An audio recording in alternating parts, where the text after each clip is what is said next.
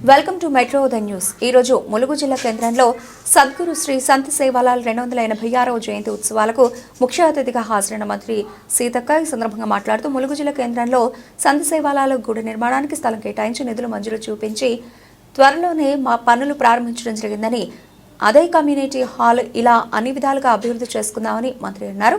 రాష్ట్ర ప్రభుత్వం గిరిజన అభివృద్ధి కోసం వరాలు కురిపిస్తున్న ముఖ్యమంత్రి రేవంత్ రెడ్డికి ధన్యవాదాలు తెలుపుతూ సద్గురు శ్రీ సంత్ సేవాలాల్ 286వ జయంతి ఉత్సవాలకు 2 కోట్లు కేటాయించడం జరిగిందని కార్యక్రమంలో జిల్లా గ్రంథాలయ సంస్థ చైర్మన్ మానోత్ రవిచందర్తో పాటు కాంగ్రెస్ పార్టీ రాష్ట్ర జిల్లా బ్లాక్ మండల గ్రామ నాయకులు, కార్యకర్తల నాయకులు తదితరులు పాల్గొన్నారు.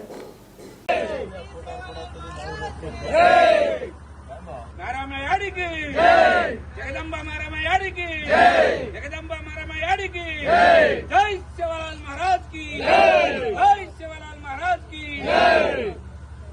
మరి మనము శ్రీ సంత్ సేవాలాల్ మహారాజ్ గారి యొక్క 286వ శత జయంతిని జన్మదిన ఉత్సవాన్ని అత్యంత ఘనంగా ములుగు నియోజకవర్గ కేంద్రంలో, ములుగు జిల్లా కేంద్రంలో మరి శ్రీ సంత్ సేవాలాల్ గారి యొక్క జన్మదిన కమిటీ ఆధ్వర్యంలో మరి కమిటీ అధ్యక్షులు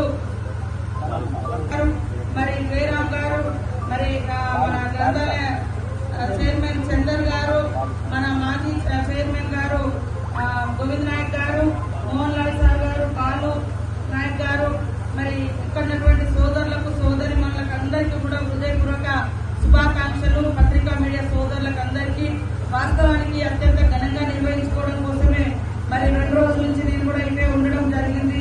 అనుకోకుండా మరి కార్యక్రమం రావడంతో ఏఐసిసి నుంచి మాకు టెంపుల్ కోసం పెట్టడం జరిగింది. కానీ ఆ రోజు నాకు గవర్నమెంట్ నుంచి ఏం రాలేదు కాబట్టి ఆ శాంక్షన్ అట్లనే పోయింది. ఇప్పుడు మీరు ఏ రకంగా అనేది ప్లాన్ చేసుకుంటారో ఈ యొక్క కమ్యూనిటీ హాల్ కానీ ఈ గుడి కానీ తప్పకుండా తొందరలోనే ఇవ్వడం జరుగుతుందని తెలియజేస్తా ఉన్నాను. ఆ గుడి నిర్మాణానికి కూడా సేవాలాల్ మహారాజ్ గుడి నిర్మాణానికి కూడా స్థలం వెంటనే చూడమని చెప్పి గవర్నమెంట్ నుంచి కానీ మా ఫండ్స్ నుంచి కానీ అత్యధికంగా ఇచ్చి మీరు ఎక్కువ చందాలు వేసుకునే పరిస్థితి రాకుండా మాక్సిమం మేమే ఇచ్చే విధంగా ఇది అది 2 ఇక్కడ ఫంక్షన్ హాల్ కడతారా, గుడి కడతారా, అక్కడ పెద్దది కడతారా, మీరు ఎట్లా అనేది చందర్ గారితో నాకు తెలియజేయండి. లేదా మనమన్నా మళ్ళీ ఈ 4 రోజులలో మళ్ళీ కూర్చుందాం. మనం ఎప్పుడు ఏడాదికి ఒకసారి కూర్చున్నట్టుగానే ఏడాది వచ్చినప్పుడే కూర్చోలేదు కాబట్టి ముందస్తుగా ఉండడం లేదు. అయినా కూడా నేను ఒక 4 రోజుల క్రితమే కలెక్టర్ గారికి చెప్పడం జరిగింది, జయంతి ఉత్సవాలు వస్తున్నాయి సార్, మరి మనము జాగ్రత్తగా వాళ్ళకి ఏమేమి ఉన్నాయో వాళ్ళతో ఒకసారి మీరు కమిటీని పిలుచుకొని మాట్లాడండి అని చెప్పడం జరిగింది. వారు కూడా ఓకే అన్నట్టు సుముఖంగా ఉన్నారు. తప్పకుండా కలెక్టర్ గారు, నేను, మీరు అందరం కలిసి ఈ యొక్క పాత గుడి స్థలం యొక్క పూర్వవైభవం తీసుకురావడం, కొత్త దాన్ని కూడా నిర్మించుకోవడం అనేది చాలా అవసరం. ఎందుకంటే మన అందరికి ఒకటే, ఆయా కులాలకు, మతాలకు, ప్రాంతాలకు ఒక్కొక్క ప్రాంతంలో ఒక్కొక్క ఆరాధ్య దైవం ఉంటుంది, ఒక్కొక్క కులంలో, ఒక్కొక్క మతంలో, ఒక్కొక్క జాతిలో ఉంటుంది. కాబట్టి ఎవరు కించపరచకుండా మన గొప్పతనాన్ని మనం ఖచ్చితంగా కాపాడుకోవాలి, భవిష్యత్ తరాలకు అందించాలి. ఇవాళ వారసత్వం అంటే ఏదో ఆస్తులు అదు, ఇలాంటి మహనీయుల యొక్క త్యాగాలను, వారు చెప్పినటువంటి బోధనలు కూడా భవిష్యత్ తరాలకు అందించడమే ఒక సాంస్కృతిక ఆధ్యాత్మికమైనటువంటి వారసత్వం. ఇవాళ అలాంటి కొనసాగించినప్పుడే ఆయా జాతులకు, కులాలకు ఒక సమాజంలో గౌరవం అనేది ఉంటుంది. మనం ఎవరమో చెప్పుకునే కంటే మన తాత ముత్తాతల చరిత్ర చెప్పుకోవడం ద్వారా కూడా మనకు ఒక ఘనకీర్తి అనేది దక్కుతుంది, ఆయా జాతులకు ఒక ఘనకీర్తి దక్కుతుంది.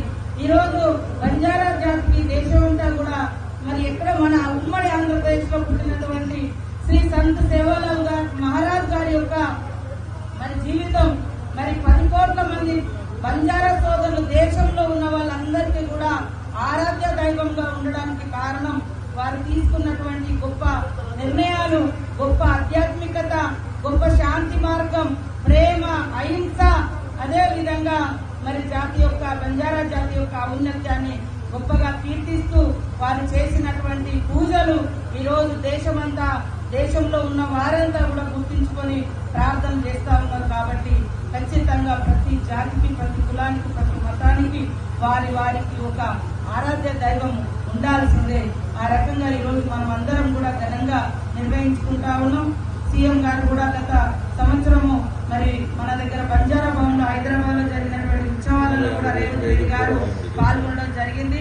ఈసారి పట్టి విక్రమార్క గారు, నేను మరి మిగతా సోదరుల మాత్రమే వారు అందుబాటులో లేకపోవడంతో అట్లనే 2 కోట్ల రూపాయలు కూడా ప్రకటించారు. స్పెషల్ లీవ్ కూడా ప్రకటించడం జరిగింది. ఈ ఉత్సవాలను కూడా మరి నిరంతరం జరుపుకునే విధంగా వారు కూడా ప్రోత్సహించడం జరుగుతూ ఉంది. కాబట్టి తప్పకుండా మీకు ఇచ్చిన ఈ 2 మాటలు మళ్ళీ జయంతిలోపు మనం నిర్వహించుకొని అక్కడే పూజలు జరుపుకునే విధంగా పట్టుదలగా నేను పనిచేస్తా. దానికి బాధ్యత మరి చందర్ గారు కానీ